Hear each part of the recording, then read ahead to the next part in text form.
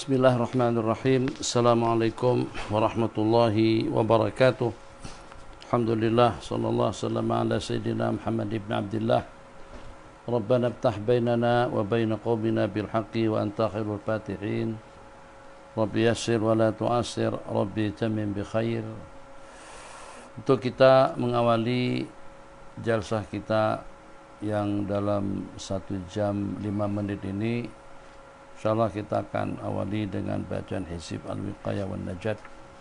Pada siang hari tadi itu disebabkan kena letih, mungkin juga sibuk, bukan sibuk, disibukkan, sehingga tak ada untuk membaca Hizib Wiqayah dengan doa Sayyidina Anas bin Malik radhiyallahu ta'ala anhu. Insyaallah akan kita baca bersama Hizbul Wiqayati wan Najat. A'udzu billahi minasyaitonir rajim.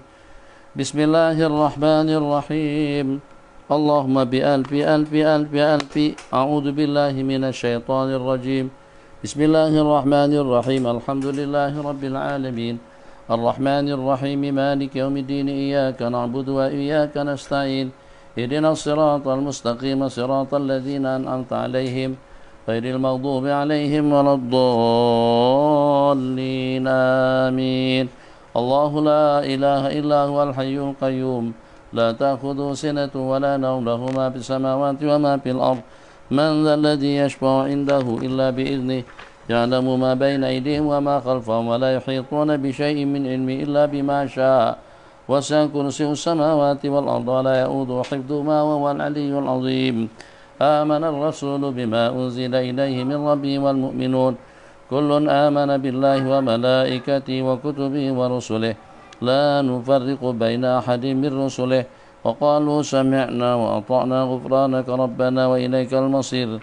لا يكلف الله نفسا إلا وسعها لها ما كسبت وعليها ما اكتسبت.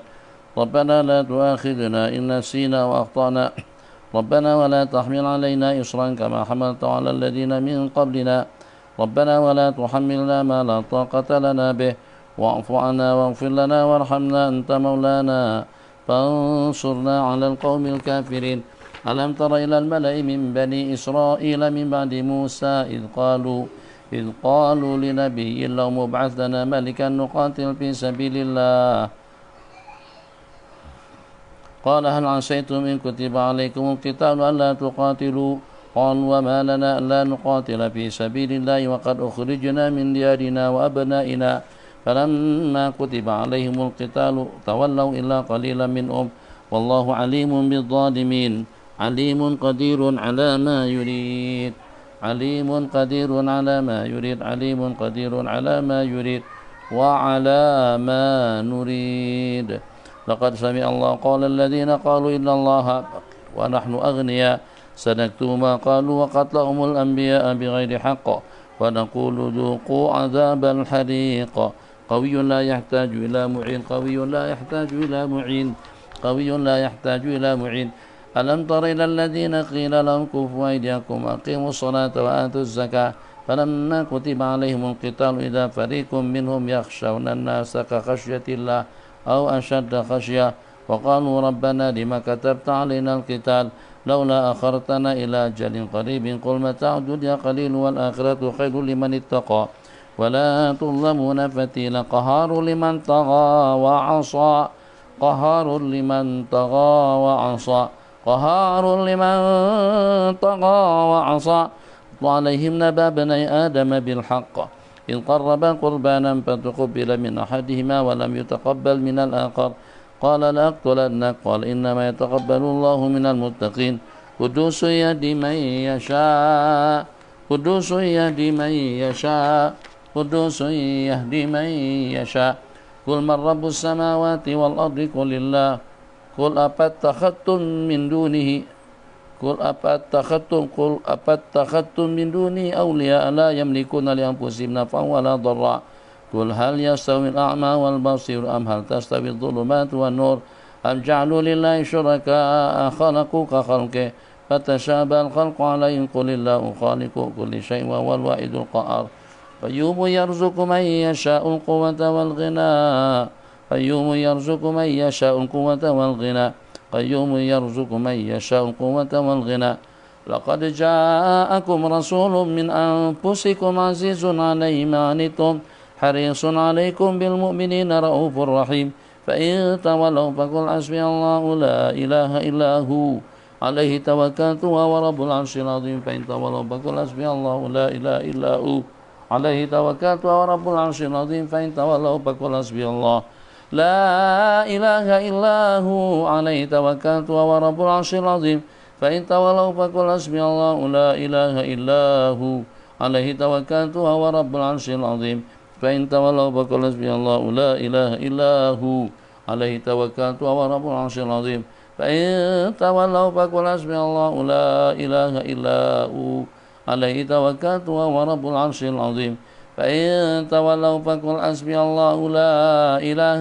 إلا هو عليه توكلت وهو رب العرش العظيم يا معشر الجن والإنس إن استطعتم أن تنفذوا من أقطار السماوات والأرض فانفذوا لا تنفذون إلا بسلطان فبأي آلاء ربكما تكذبان يرسل عليكما شواظ من نار ونحاس فلا تنتصران فبأي آلاء ربكما تكذبان إذا انشقت السماء فكانت وردة كالدهان فبأي آلاء ربكما تكذبان فيومئذ لا يسأل عن ذنبه إنس ولا جان فبأي آلاء ربكما تكذبان اللهم بألف ألف ألف عز عظمة الذين إذا أصابتهم مصيبة قالوا إنا لله وإنا إليه راجعون أولئك عليهم صلوات من ربهم ورحمة وأولئك هم المهتدون وبألف ألف ألف جمال وجلال الذين قال لهم الناس إن الناس قد جمعوا لكم فاخشوهم فزادهم إيمانا وقالوا حسبنا الله ونعم الوكيل فانقلبوا بنعمة من الله وفضل لم يمسسهم سوء واتبعوا رضوان الله والله ذو فضل عظيم وبألف ألف ألف كمال وسناء وذنون ذهب مغاضبا وظن أن لن نقدر عليه فنادى في الظلمات أن لا إله إلا أنت سبحانك إني كنت من الظالمين فاستجبنا له ونجيناه من الغم وكذلك ننجي المؤمنين وبألف ألف ألف بهاء وأسرار وأيوب إذ نادى ربه أني مسني الضر وأنت أرحم الراحمين فاستجبنا له فكشفنا ما به من ضر وآتيناه أهله ومثلهم معهم رحمة وآتيناه أهله ومثلهم معهم رحمة من عندنا وذكرى للعابدين وبألف ألف عيبة والطائف وفوض أمري إلى الله إن الله بصير بالعباد فوقع الله سيئات ما مكروا وحاق بآل فرعون سوء العذاب وبألف ألف ألف السمو وحقائق والذين إذا فعلوا فاحشة أو ظلموا أنفسهم ذكروا الله فاستغفروا لذنوبهم ومن يغفر الذنوب إلا الله ولم يصروا على ما فعلوا وهم يعلمون أولئك جزاؤهم مغفرة من ربهم وجنات تجري من تحتها الأنهار خالدين فيها ونعم أجر العاملين وبألف ألف ألف لا حول ولا قوة إلا بالله العلي العظيم وبألف ألف ألف حسبنا الله ونعم الوكيل نعم المولى ونعم النصير اجعلنا ومن شملت وعنايتنا ومن تعلق بنا ومن أحبنا وأكرمنا والمسلمين والحرمين الشريفين والمسجد الأقصى ومساجدنا ومجامعنا ومعاهدنا ومدارسنا وروادها وعمارها جميعا دائما سرمدا في عين عنايتك وفي سر رعاية وحفظ وقاية وفي حسنك الحصين وكان فيك المكين عدد خلقك ورضا نفسك وزنة عرشك ومداد كلماتك الله أكبر الله أكبر الله أكبر الله عز وجل أكبر نقول على أدياننا وعلى أنفسنا وعلى أهالينا وعلى أولادنا وعلى أموالنا وعلى أصحابنا وعلى مساجدنا ومجامعنا وعلى معاهدنا ومدارسنا وعلى روادها وعمارها وزوارها والقائمين عليها ألف ألف ألف بسم الله الرحمن الرحيم وألف ألف ألف حسبنا الله ونعم الوكيل وألف ألف ألف لا حول ولا قوة إلا بالله العلي العظيم ونقدم بين أيدينا وأيديهم وعن أيماننا وعن أيمانهم وعن شمائلنا وعن شمائلهم ومن فوقنا ومن فوقهم ومن تحتنا ومن تحتهم ومن أمامنا ومن أمامهم ومن خلفنا ومن خلفهم ألف ألف ألف بسم الله الرحمن الرحيم قل هو الله أحد الله الصمد لم يلد ولم يولد ولم يكن له كفوا أحد بسم الله الرحمن الرحيم قل هو الله أحد الله الصمد لم يلد ولم يولد ولم يكن له كفوا أحد بسم الله الرحمن الرحيم قل هو الله أحد الله الصمد لم يلد ولم يولد ولم يكن له كفوا أحد وألف ألف ألف فالله خير حافظا وهو أرحم الراحمين وألف ألف ألف والله من ورائهم محيط بل هو قرآن مجيد في لوح محفوظ وألف ألف أقبل ولا تخف إنك من الآمنين شاهت الوجوه وجوه الكفرة والفجرة شاهت الوجوه وجوه الظلمة والفسق شاهت الوجوه وجوه الشيوعية والملحدة وعنت الوجوه للحي القيوم قد خاب من حمل ظلما بسم الله آمنا بالله بسم الله تحصنا بالله بسم الله توكلنا على الله بسم الله آمنا بالله بسم الله تحصنا بالله بسم الله توكلنا على الله بسم الله آمنا بالله بسم الله تحصنا بالله بسم الله توكلنا على الله يد الله فوق أيديهم وحجاب الله على أبصارهم وسهام الله ترميهم اللهم أعمي عنا وعن أبصار الأشرار والظلمة والفجار وكف عنا وعن ألسنتهم واغلل أيديهم وأرجلهم واربط على قلوبهم وجمد الدماء في عروقهم واجعل بيننا وبينهم سدا من نور عظمتك وحجابا من قوتك وجنودا من ملائكتك اللهم بحق تلك الآيات والكلمات والدعوات قنا شر الأشرار وكيد الفجار وكل ما أنت خالقه من الأقدار اللهم يا من نعمه لا تحصى ويا من أمره لا يحصى ويا من فلق البحر لموسى بالعصا نسألك ممن سبح بمن سبح فيك في الحصى بالقرآن العظيم حرفا حرفا تجعل تلك الآيات والكلمات والدعوات حبسا حابسا وبحرا طامسا نارا معلقا 70,000 من الملائكة حارسا اللهم اجعل تلك الآيات والكلمات والدعوات حبسا حابسا وبحرا طامسا ونارا محرقا ونارا محرقا ونارا محرقا ونارا محرقا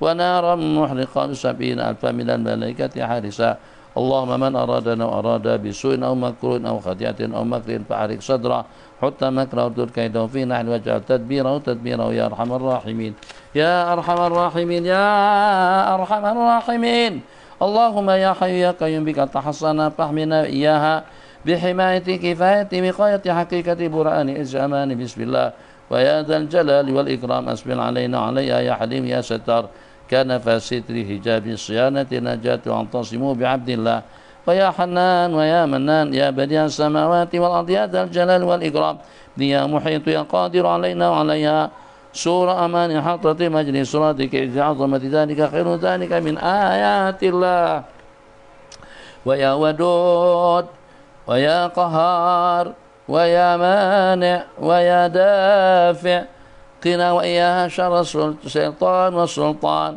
قنا وإياها شر الشيطان والسلطان فإن ظالم أو جبار بغى علينا أو عليها أخذته غاشية من عذاب الله ويا قوي يا متين ويا مذل يا منتقم نجنا من عبيدك الظلمة الباغين علينا وعليها فإن هم لنا وأعلها أحد بسوء خذله الله لك الله قصمه الله ختم على سمع قلب وجعل على بصره غشاوة فما يهدي من بعد الله اللهم بتريليون تريليون تريليون تريليون تريليون حول الله لا يقدر علينا بحول الله لا يقدر علينا بحول الله لا يقدر علينا أينما كنا بحول الله لا يقدر علينا وعلى مجامعنا ومعاهدنا بحول الله لا يقدر علينا وعلى طلابنا وطالباتنا بحول الله لا يقدر علينا وعلى أهالينا وعلى أسرنا بحول الله لا يقدر علينا وعلى من تعلق بنا وعبنا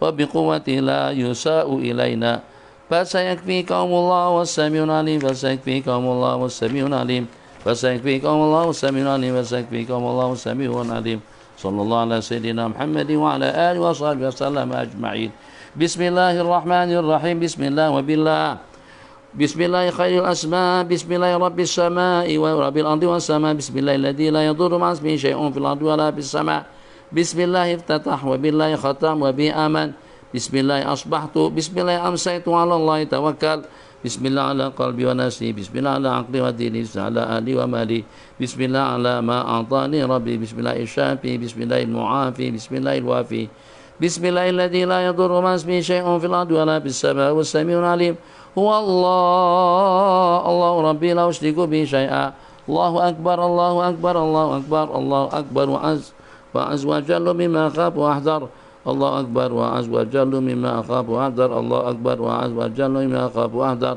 أسألك الله بخيرك من خيرك الذي لا يؤتي غيرك عز جار وجل ثناء ولا إله غيرك اللهم إني أعوذ بك من شر نفسي ومن شر كل شيطان ومن شر كل شيطان مريد ومن شر كل جبار عنيد ومن شر كل ذي قضاء سوء ومن شر كل دابة أنت آخذ بناصيتها إن ربي على صراط مستقيم وأنت على كل شيء حفيظ إن ولي الله الذي نزل الكتاب ويتولى الصالحين اللهم إنا نستجيرك واحتجب بك من كل شيء خلقته واحترس بك من جميع خلقك وكل ما درأت وبرأت واحترس بك من وأفوض أمري إليك أقدم بين يدي في يومي هذا وليلتي هذه وساعتي هذه وشهري هذا وطوال عمري مدى الحياة بسم الله الرحمن الرحيم قل هو الله أحد الله الصمد لم يلد ولم يولد ولم يكن له كفوا أحد من أمامي بسم الله الرحمن الرحيم قل هو الله أحد الله الصمد لم يلد ولم يولد ولم يكن له كفوا أحد من خلفي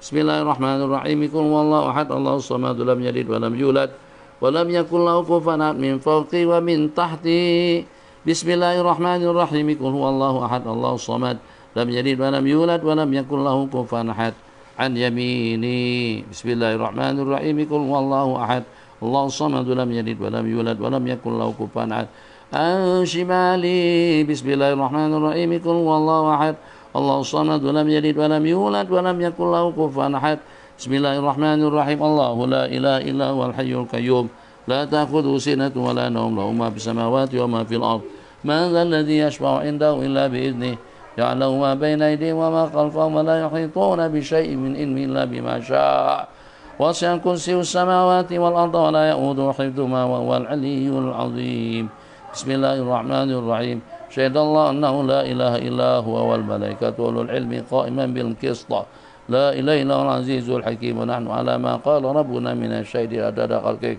فإن تولوا فقل حسبي الله لا إله إلا هو عليه توكلت وهو رب العرش العظيم فإن تولوا فقل حسبي الله لا إله إلا هو عليه توكلت وهو رب العرش العظيم فإن تولوا فقل حسبي الله لا إله إلا هو عليه توكلت وهو رب العرش العظيم فإن تولوا فقل حسبي الله لا إله إلا هو عليه توكلت وهو رب العرش العظيم فإن تولوا فقل حسبي الله لا إله إلا هو عليه توكلت وهو رب العرش العظيم فإن تولوا فقل حسبي الله لا إله إلا هو عليه توكلت وهو رب العرش العظيم ولا حول ولا قوة إلا بالله العلي العظيم وصلى الله على سيدنا محمد وعلى آله وصحبه وسلم أجمعين بربي جل الله ما في قلبي غير الله على محمد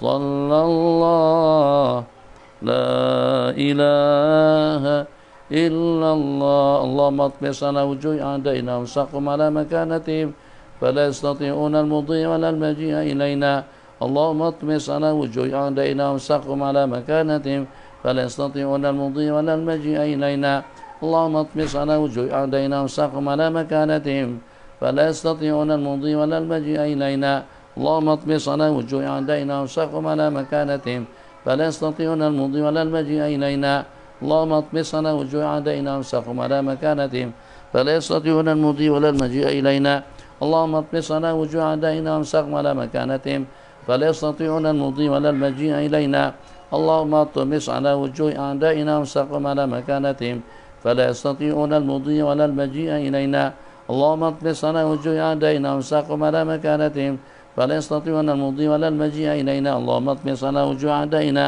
وامسخهم على مكانتهم فلا يستطيعون المضي ولا المجيء إلينا اللهم اطمس على وجوه أعدائنا وامسخهم على مكانتهم فلا يستطيعون المضي ولا المجيء إلينا اللهم اطمس على وجوه أعدائنا وامسخهم على مكانتهم فلا يستطيعون المضي ولا المجيء إلينا. اللهم اطمس على وجوه أعدائنا واستقم على مكانتهم فلا يستطيعون المضي ولا المجيء إلينا. جعلنا من بين أيديهم سدا ومن خلفهم سدا فأغشيناهم فهم لا يبصرون. جعلنا من بين أيديهم سدا ومن خلفهم سدا فأغشيناهم فهم لا يبصرون. جعلنا من بين أيديهم سدا ومن خلفهم سدا فأغشيناهم فهم لا يبصرون. وجعلنا من بين أيديهم سدا ومن خلفهم سدا فأغشيناهم فهم لا يبصرون. جعلنا من بين أيديهم سدا ومن خلفهم سدا فأغشيناهم فهم لا يبصرون. وجعلنا من بين أيديهم سدا ومن خلفهم سدا فأغشيناهم فهم لا يبصرون. وجعلنا من بين أيديهم سدا ومن خلفهم سدا فأغشيناهم فهم لا يبصرون. وجعلنا من بين أيديهم سدا ومن خلفهم سدا فأغشيناهم فهم لا يبصرون. جعلنا من بين أيديهم سدا ومن خلفهم سدا فأغشيناهم فهم لا يبصرون. وجعلنا من بين أيديهم سدا ومن خلفهم سدا فأغشيناهم فهم لا يبصرون. وجعلنا من بين أيديهم سدا ومن خلفهم سدا فأغشيناهم فهم لا يبصرون. اللهم إنا نعوذ بك من الهم والحزن ونعوذ بك من العجز والكسل ونعوذ بك من الجبن والبخل ونعوذ بك من غلبة الدين وقهر الرجال. اللهم إنا نعوذ بك من الهم والحزن ونعوذ بك من العجز والكسل ونعوذ بك من الجبن والبخل ونعوذ بك من غلبة الدين وقهر الرجال. اللهم إنا نعوذ بك من الهم والحزن ونعوذ بك من العجز والكسل نعوذ بك من الجبن والبخل نعوذ بك من غلبة الدين وقهر الرجال. اللهم إنا نعوذ بك من الهم والحزن ونعوذ بك من العجز والكسل ونعوذ بك من الجبن والبخل نعوذ بك من غلبة الدين وقهر الرجال. اللهم إنا نعوذ بك من الهم والحزن ونعوذ بك من العجز والكسل ونعوذ بك من الجبن والبخل نعوذ بك من غلبة الدين وقهر الرجال. اللهم إنا نعوذ بك من الهم والحزن ونعوذ بك من العجز والكسل ونعوذ بك من الجبن والبخل نعوذ بك من غلبة الدين وقهر الرجال. اللهم إنا نعوذ بك من الهم والحزن ونعوذ بك من العجز والكسل ونعوذ بك من الجبن والبخل نعوذ بك من غلبة الدين وقهر الرجال. اللهم إنا نعوذ بك من الهم والحزن ونعوذ بك من العجز والكسل ونعوذ بك من الجبن والبخل نعوذ بك من غلبة الدين وقهر الرجال. اللهم إنا نعوذ بك من الهم والحزن ونعوذ بك من العجز والكسل ونعوذ بك من الجبن والبخل نعوذ بك من غلبة الدين وقهر الرجال. اللهم إنا نعوذ بك من الهم والحزن ونعوذ بك من العجز والكسل ونعوذ بك من الجبن والبخل نعوذ بك من غلبة الدين وقهر الرجال.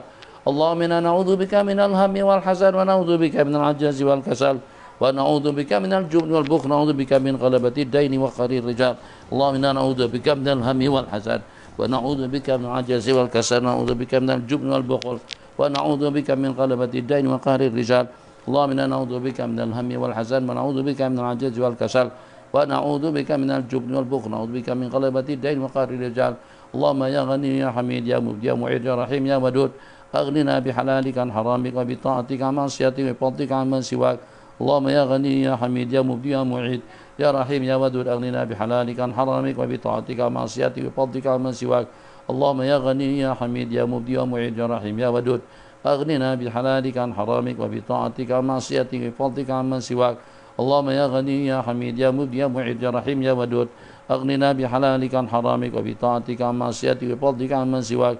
اللهم يا غني يا حميد يا مبدي يا معيد يا رحيم يا ودود أغننا بحلالك عن حرامك وبطاعتك عن معصيتك وبفضلك عن من سواك. اللهم يا غني يا حميد يا مبدي يا معيد يا رحيم يا ودود أغننا بحلالك عن حرامك وبطاعتك عن معصيتك بفضلك عن من سواك. اللهم يا غني يا حميد يا مبدي يا معيد يا رحيم يا ودود أغننا بحلالك عن حرامك وبطاعتك عن معصيتك بفضلك عن من سواك. اللهم يا غني يا حميد يا مبدي يا معيد يا رحيم يا ودود أغننا بحلالك عن حرامك وبطاعتك عن معصيتك بفضلك عن من سواك. اللهم يا غني يا حميد يا مبدي يا معيد يا رحيم يا ودود أغننا بحلالك عن حرامك وبطاعتك عن معصيتك بفضلك عن من سواك. اللهم يا غني يا حميد يا مبدي يا معيد يا رحيم يا ودود أغننا بحلالك عن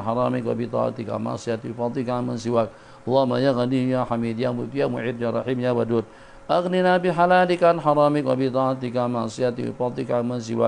اللهم يا غني يا حميد يا مبدي يا معيد يا رحيم يا ودود أغننا بحلالك عن حرامك وبطاعتك عن معصيتك بفضلك عن من سواك. اللهم يا غني يا حميد يا مبدي يا معيد يا رحيم يا ودود أغننا بحلالك عن حرامك وبطاعتك عن معصيتك بفضلك عن من سواك. اللهم يا غني يا حميد يا مبدي يا معيد يا رحيم يا ودود أغننا بحلالك عن حرامك وبطاعتك عن معصيتك بفضلك عن من سواك. اللهم يا غني يا حميد يا مبدي يا معيد يا رحيم يا ودود أغننا بحلالك عن حرامك وبطاعتك عن معصيتك بفضلك عن من سواك.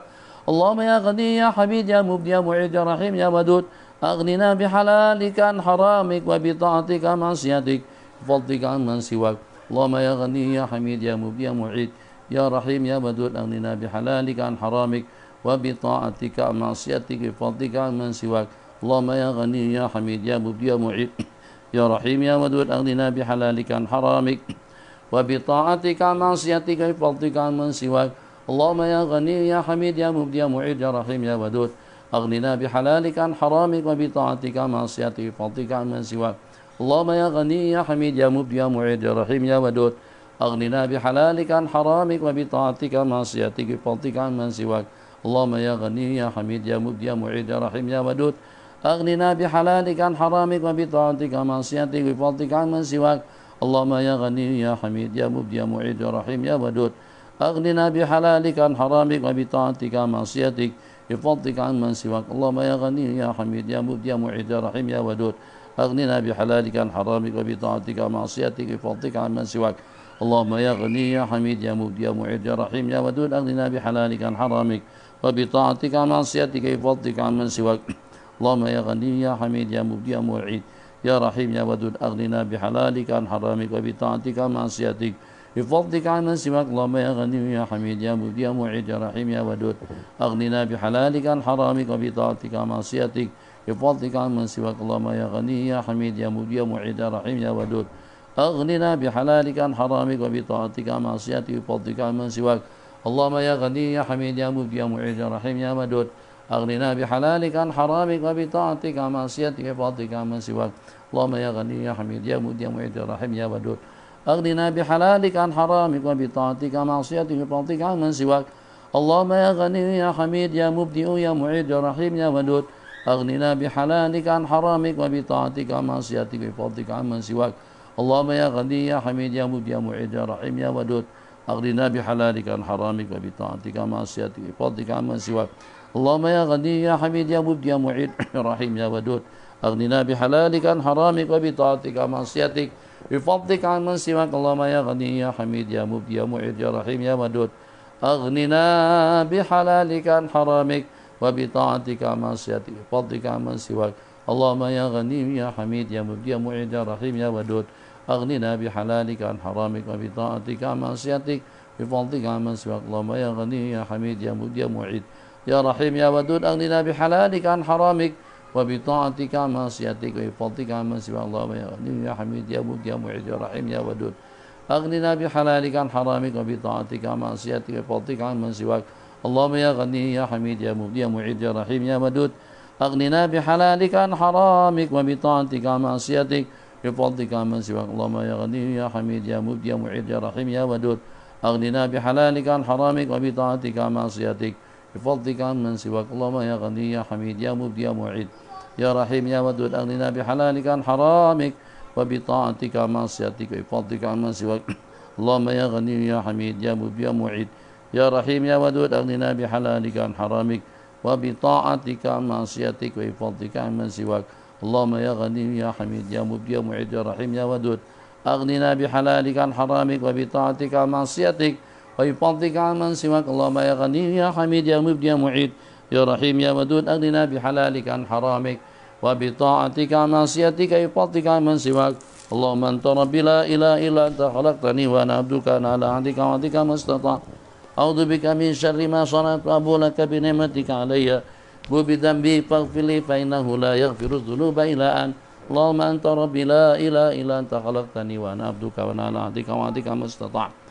أعوذ بك من شر ما صنعت وأبو لك بنعمتك علي وأبو بذنبي فاغفر لي فإنه لا يغفر الذنوب إلا أنت اللهم أنت ربي لا إله إلا أنت خلقتني وأنا عبدك وأنا على عهدك ووعدك ما استطعت أعوذ بك من شر ما صنعت أبو لك بنعمتك علي وأبو بذنبي فاغفر لي فإنه لا يغفر الذنوب إلا أنت اللهم أنت ربي لا إله إلا أنت عليك توكلت وأنت رب العرش العظيم ما شاء الله كان وما لم يشاء لم يكن لا حول ولا قوة إلا بالله العلي العظيم أعلم أن الله على كل شيء قدير وأن الله قد أحاط بكل شيء علما اللهم إني أعوذ بك من شر نفسي ومن شر كل دابة أنت آخذ بناصيتها إن ربي على صراط مستقيم بسم الله الرحمن الرحيم الحمد لله رب العالمين وصلى الله وسلم على سيدنا محمد وعلى آله وصحبه أجمعين أما بعد فأهلا ومرحبا بكم selamat semuanya. Mudah-mudahan senantiasa selalu dalam keadaan sehat afiat, dalam keadaan senantiasa selalu mendapatkan taufik hidayah, riayah, hirasah daripada Allah Jalla Jalaluh, murah rezekinya, panjang umurnya, terelak daripada segala malapetaka. Amin ya rabbal alamin. Assalamualaikum. Maaf bertanya, semasa baca manzil sampai kepada ayat law anzalna hadzal Quran dan seterusnya daripada surah Hasyr, kenapa diletakkan tangan atas kepala? Jadi pada pertemuan yang telah lalu sudah dijelaskan yang pada waktu Nabi kita membaca surah Hasyr di hadapan malaikat Jibril alaihissalam, malaikat Jibril memerintahkan kepada baginda Nabi untuk meletakkan tangan ke kepala. Maka Nabi kita pun letakkan tangan ke kepala. Itu asal muasal cerita kenapa kita meletakkan tangan di atas kepala, dan peletakan tangan di atas kepala pada saat ketika itu diriwayatkan daripada hadis musalsal biwad'il yadi ala ra'si. Hadis musalsal meletakkan tangan di kepala pada membaca surah atau tiga atau dua penghujung daripada surah Al-Hasyr. Ada dengan sebagian daripada ulama mengatakan di antara daripada hikmahnya, karena pada waktu dengan kita membaca law anzalna hadzal qur'ana ala jabalin la ra'aitahu khashi'an mutasaddian min khasyatillah. Kalau seandainya kami turunkan Al-Quran itu kepada gunung, niscayalah Anda akan saksikan gunung itu khusyuk dan retak karena dia takut kepada Allah. Wa tilkal amsalu nadribuha linnasi la'allahum yatafakkarun. Itulah merupakan suatu perumpamaan daripada Allah kepada manusia agar mereka bertafakur. Kemudian baru huwallahul ladzi dan seterusnya. Jadi kata ulama, karena mengingat seumpama batu atau dengan seumpama gunung dengan beratnya, gunung dengan ketinggiannya, gunung dengan kerasnya. Kalau Allah turunkan Al-Quran itu kepada gunung, niscayalah gunung itu akan khasyah, niscayalah gunung itu akan retak karena khasyah, karena takut kepada Allah Subhanahu wa ta'ala. Jadi kita dengan perumpamaan yang seperti itu, bagaimanapun, bagaimana kita yang ada hati, kita yang ada perasaan, kita dengan berbagai nikmat dan pemberian, kita dengan berbagai anugerah dan juga dengan minan lataif dan juga dengan fuyudat nafat yang tidak dapat dihitung dengan angka, takkan dengan kita tidak tersentuh dengan santunan atau juga dengan lantunan daripada ayat-ayat Allah Jalla Jalaluh. Jadi dengan perumpamaan Allah tidak perumpamakan kepada yang seumpama manusia, mungkin kepada para malaikat misalnya, mungkin juga kepada jin. Tapi tamsilan yang Allah perumpamakan di situ kepada gunung. Gunung tak dapat berpindah daripada tempat ke tempatnya. Gunung tidak melihat, gunung tidak mendengar, gunung tidak bercakap, gunung tidak memiliki hati. Segala fasiliti pemberian yang Allah berikan kepada manusia, kebanyakannya itu tidak ada dengan gunung. Tapi ternyata dia punya khasyah yang seperti itu, yang telah digambarkan oleh Al-Quranul Karim. Maka dengan kita seperti tepuk kepala aja, terasa malu, terasa hina, terasa rendah di sisi Allah Subhanahu wa ta'ala. Jadi dengan kita merasa hina sungguh di hadapan Al-Maula Jalla Jalaluh pada waktu dengan kita membaca 3 ayat berkenaan. Allah. Kemudian juga ditanyakan kembali tentang apa saja fadilatnya pada waktu kita membaca surah Al-Hasyr. Fadilat kita membaca ayat yang ke-21, ayat ke-21, 22, 23 sampai kepada ayat yang ke-24. 3 ayat yang terakhir daripada surah Hasyr itu dibaca di waktu pagi dan juga dibaca di waktu petang. Setelah kita membaca a'udzubillahi samil alim minasyaitonir rajim, law anzalna hadzal qur'ana ala jabalin dan seterusnya sampai habis, dibaca 1 kali di waktu pagi dan juga dibaca 1 kali di waktu petang. Apabila kita baca di waktu pagi, kita akan ditemani, akan dikawal, akan dijaga oleh sejumlah 70.000 malaikat mendoakan memohonkan keampunan kepadanya.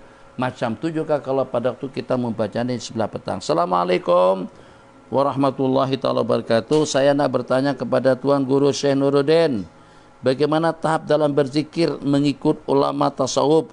Syukran jazakumullah khairal jaza. Berzikir pertama ada zikir qalbi, yang kedua zikir bil lisan, yang ketiga zikir bil arkan. Ima dengan kita berzikir dengan anggota. Zikir kita dengan anggota seperti rentak kita dalam pelaksanaan ubudah, seperti sembahyang, seperti dengan kita menuju masjid, seperti dengan kita menghadiri majelis-majelis zikir, majelis-majelis ilmu, pergi ke masjid untuk i'tikaf. Itu zikir dengan rentak anggota. Zikir dengan tangan, bismillah Allahu akbar, bismillah Allahu akbar. Pada waktu kita mengisyarat kepada Al-Hajarul Aswad, itu juga kepada rukun Yamani. Bismillah Allahu akbar, Allahu akbar, Allahu akbar. Kita angkat kedua tangan kita pada waktu kita berdoa di Safa dan Marwah. Itu ibadah daripada tangan. Ibadah daripada mulut dah tidak dapat kita hitung banyaknya. Zikir dengan mulut, tasbih dengan mulut, tahmid dengan mulut, baca dengan mulut, syahadatain juga dengan mulut. Ibadah kita dengan mata pada waktu kita tengok bacaan Al-Quranul Karim, jangan tidak ditengok hadis-hadis Rasulullah. Kalau sepanjang hari sampai terdapat sekian jam dengan kita menatap tulisan itu dengan kiriman yang dikirimkan oleh grup WhatsApp kita, bagi peluang mata untuk tengok ayat-ayat Allah, bagi peluang kepada mata untuk tengok hadis-hadis Rasulullah, bagi peluang mata untuk melihat tulisan-tulisan yang berbicara tentang hukum halal dan haram, yang berbicara tentang syariat, tentang boleh dan tidaknya, itu dengan nasihatnya, itu dengan ibrah, atau juga dengan panduan dan juga dengan bimbingannya. Kita pandang seseorang dengan penuh rahmat dan juga dengan penuh rasa kasih sayang. Jangan sampai kita memandangnya dengan pandangan sinis, dengan penuh penghinaan, sebab karena dia miskin, sebab karena dia tak ada permit, sebab karena dia tak ada tauliah, sebab karena dia tidak ada jawatan, sebab belum divaksin lagi, belum lagi 2 dos, sebab karena dia tidak pakai mask, atau dengan keadaan yang seumpamanya. Jangan sampai tatapan mata seseorang membuat dia terbabi dalam satu kemaksiatan. Mata boleh berbuat maksiat dengan pandangannya, telinga boleh buat maksiat dengan pendengarannya, sebagaimana sebaliknya ibadah dengan mata, dengan telinga, dengan mulut, dengan kaki pada waktu melangkah, dengan kaki pada waktu berdiri, dengan tangan pada waktu memberi, dengan tangan pada waktu bersalaman, dengan tangan pada waktu menerima, dengan tangan waktu kita membantu dan menolong orang-orang yang memerlukan bantuan dan pertolongan. Itu ibadah dengan tangan. Rabbana atina fid dunya hasanah. Kedua belah tangan kita angkat, ibadah dengan tangan. Itu namanya ibadah zikir dengan arkan. Zikir dengan lisan, mulutnya kumat kami dengan zikrullah. Zikir dengan janan, zikir dalam hati ingat Allah. Zikir dengan nafas, pada waktu keluar masuknya nafas, oksigen yang masuk, karbon yang keluar, tuh dengan iringan Allah. Allah.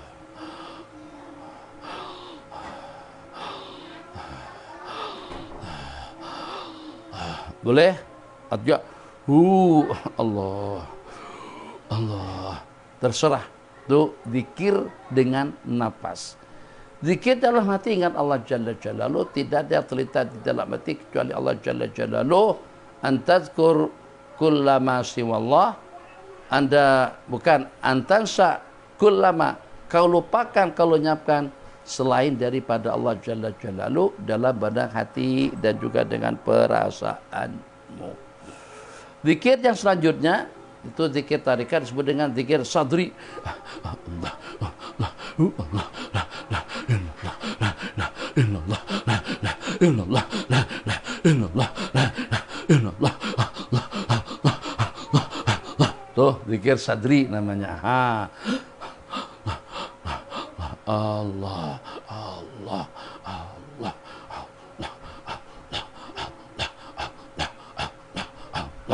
dan seterusnya. Jadi ala kulli hal semuanya cantik. Zikir dengan mulut bagus, zikir dengan anggota elok, zikir dengan perasaan dan juga dengan hati istimewa. Yang tidak elok, tidak cantik dan tidak istimewa itu adalah yang lengah dan lalai, yang tidak berzikir mengingat Allah Subhanahu wa taala. Bismillahirrahmanirrahim. Allahumma shalli ala sayyidina Muhammad. Assalamualaikum warahmatullahi taala wabarakatuh. Saya nak tanya soalan dengan al-alim al-allama al-faqih Syekh Nuruddin hafizahullah taala amin. Adakah haram mengambil ilmu daripada pengikut Syekh Abdullah Harari seperti dikatakan oleh setengah orang? Mohon saya dapat berikan pencerahan. Haram macam mana? Kalau seandainya saya katakan wajib mempelajari ilmu akidah, ilmu tauhid dengan anak buah Syekh Harari atau dengan Syekh Abdullah Al-Harari rahimahullah wa radhiya anhu, itu insyaallah tidak tersilap dan juga tidak tersalah. Jadi dari sejumlah sekian ulama-ulama muasir yang sejak daripada tahun 70-an, 80-an, 90-an, 2000-an, 2010 sampai beliau wafat meninggal dunia, beliau diantara daripada ulama yang terhebat dalam bidang akidah, yang betul-betul pakar spesialis dalam bidang akidah, ilmu tauhid, ilmu akidah ala manhaj Al-Imam Al-Asy'ari Abul Hasan Al-Asy'ari dan juga dengan Aba Mansur Al-Maturidi. Jadi yang paling ahli, yang paling menguasai dalam bidang ilmu akidah, dalam bidang ilmu tauhid, dan juga mengetahui tajsimnya orang-orang yang mentajsim, tasbihnya mereka yang mentasbih, atau juga dengan kumpulan-kumpulan yang sorong dan yang menyimpang daripada ajaran agama Allah Jalla Jalaluh. Tidak hanya mengorek dan juga mengoreksi, mempelajari dan juga mengamati daripada tulisan-tulisan yang ditulis oleh mereka yang berpahaman seperti itu, baik di kalangan mereka yang sudah meninggal atau juga yang masih hidup. Bahkan juga selain daripada tulisan-tulisan yang dicetak, tulisan-tulisan atau kitab-kitab yang ditulis juga itu dalam bentuk makhtutat. Jadi dalam bentuk tulisan tangan yang belum mengenal dunia cetak, yang masih belum mengenal dunia percetakan. Jadi belum dicetak lagi. Kitab yang dengan kita jangankan baca, karena kita tuh belum dicetak. Jangankan tuh kita membacanya, mempelajarinya. Justru namanya saja kita tidak tahu. Ternyata beliau udah baca. Ternyata beliau sudah mempelajarinya. Banyak nukilan-nukilan daripada kitab-kitab yang seperti itu statusnya, yang dinukil oleh Syekh Abdullah Al-Harari sejak pada usia 8 tahunan sudah hafal Kutubus Sittah. Beliau adalah salah satu daripada ulama besar, salah satu daripada ulama mu'tabar yang hafal ribuan hadis dan juga faqih, zahid, wari'. Boleh ditanyakan, ramai murid-murid beliau yang berada di Malaysia. Jadi kalau nak tahu sedikit sebanyak dengan Syekh Abdullah Al-Harari dan juga bagaimana cara beliau memanajemen kumpulan yang bertalaki ilmu dan juga yang mempelajari tentang akidah Asy'ariyah dengan Al-Maturidiyah, dan bagaimana cara mereka untuk memberikan jawaban penjelasan kepada kumpulan-kumpulan yang menyerang, atau juga kepada orang-orang yang bertanya. Ada salah seorang daripada sahabat kita daripada Johor yang sekarang ini beliau bertugas sebagai qadhi di Keluang. Nama ustaz berkenaan, tapi kadang-kadang kalau pada tu nak mengingat nama sahabat-sahabat, kawan-kawan kadang-kadang terlupa. Tu beliau sempat singgah di Beirut dalam beberapa hari atau dalam beberapa bulan, tidak pasti. Kalau tidak 2 bulan, 2 minggu. Jadi banyak mendapatkan maklumat seperti apa kira-kira dengan kumpulan Syekh Abdullah Al-Harari rahimahullah ta'ala. Atau tu dengan Profesor Dr. Jamil Al-Hasani atau Al-Husaini pun juga cukup menguasai dalam berbagai disiplin ilmu, juga diantara daripada murid Syekh Abdullah Al-Harari ramai. Beliau juga Allah anugerahkan usia yang panjang hidup yang zuhud, kehidupan yang wara'. Jadi Allahumma salli ala Sayyidina Muhammad. Di antara daripada yang banyak memiliki mu'allafat daripada Syekh Abdul Al-Harari, salah satu daripada sahabat kita di KL, nama beliau adalah Dr. Omar Kalas. Nah, tanya sama Dr. Omar Kalas kalau ingin tahu tentang Syekh Abdul Al-Harari. Jadi kalau bagi Abi, seseorang yang masih berpahaman tasbih, berpahaman tajisim, masih belum mengenal siapa Al-Asy'ariyah dengan Al-Maturidiyah, yang menurut Imam Ibn Taimiyah sendiri mereka adalah kumpulan ahli sunnah wal jamaah, silakan simak kembali, pelajari buku-buku yang ditulis oleh Syekh Abdullah Al-Harari rahimahullahu ta'ala.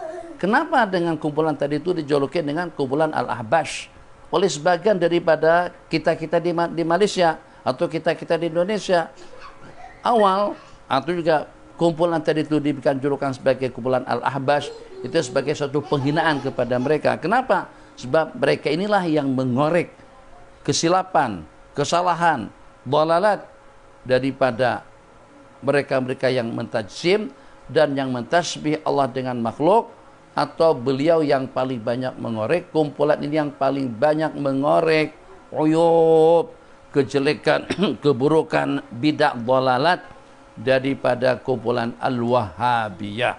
Jadi karena dengan Al-Wahhabiyah itu berkembangnya di Dira'iyah, itu ada di Arab Saudi, maka di antara daripada yang terbabit dalam pemberian gelar kepada kumpulan tadi itu, karena terlampau bahasa sana saking bencinya mereka dengan kumpulan Syekh Abdullah Al-Harari, maka mereka katakan itulah kumpulan Ahbash. Jadi nasihat daripada Abi pribadi, banyak kawan-kawan Abi yang juga condong mencerca dan mencaci, mengatakan ekstrim, mengatakan punya pandangan yang melampau. Sebelum cakap macam itu, buka dulu makalat yang beliau tulis, buka dulu mu'allafat yang beliau tulis, tengok bagaimana argumentasi beliau, bagaimana tajamnya beliau dalam beristimbat, yang sehingga saat ketika semuanya kena mata tombak argumentasi yang beliau ketengahkan, maka ada dengan sebagian yang karena dia merasa juga terkesan dalam ucapan, pembahasan, tulisan yang ditulis oleh beliau, menyimpan rasa tidak suka. Jadi sebelum dengan kita memponis, menghakimi seseorang, coba dengan kita pelajari kitab-kitab yang ditulis oleh Syekh Abdullah Al-Harari, yang dimana dengan mu'allafat daripada beliau itu diantaranya ada dalam PDF, boleh saja tab nama beliau atau kitab-kitab yang beliau tulis, supaya dengan kita tidak terperangkap dengan pemahaman yang menyimpang daripada ajaran agama Allah Jalla Jalaluhu. Ahbabana fillah, kita pada malam ini cukupkan pertemuan kita sampai di sini. InsyaAllah nanti kita akan berjumpa besok malam. Saya akan qadha dalam 10 menit terkurang, tersisa dan terambil daripada waktu kita sekarang. InsyaAllah besok malam Abi akan panjangkan sisi interaktif atau juga dengan soal jawab, yang InsyaAllah dengan pertanyaan-pertanyaan yang menyusul, Abi akan jawab ikut urutan masuk ke dalam WhatsApp soal jawab bersama. Hada wabillahi taufik wa sallallahu ala sayyidina Muhammad wa ala alihi wa sahbihi wasallam. Wassalamualaikum warahmatullahi wabarakatuh. Sallallahu ala Muhammad sallallahu alaihi wasallam. Sallallahu ala Muhammad sallallahu alaihi wasallam.